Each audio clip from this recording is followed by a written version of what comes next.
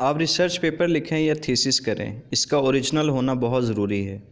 Originality का मतलब है नए फैक्ट्स को डिस्कवर करना। ये फैक्ट्स नए क्वेश्चंस हो सकते हैं, आइडियाज़ हो सकते हैं, approaches, methods, techniques, analysis, theories, model, insights, arguments, interpretations या रिलेशनशिप्स हो सकते हैं। इसे प्लॉजिबल होना चाहिए, यानी ये लॉजिकल हो, बिलीवेबल हो, अंडरस्टैंडेबल हो। ये बॉडी ऑफ नॉलेज में ऐड करे।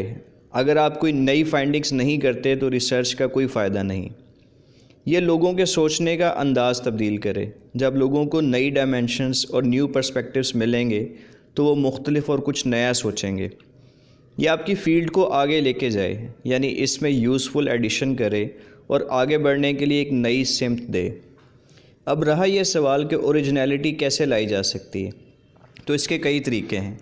मसलन आप किसी ऐसे डॉक्यूमेंट को पकड़ें जिसके बहुत कम एनालिसिस हुए हों और इससे आप मज़ीद यूज़फुल इंफॉर्मेशन एक्सट्रैक्ट कर सकते हैं। आप किसी अनपब्लिश्ड आर्काइव को पढ़ के बेहतर बना सकते हैं।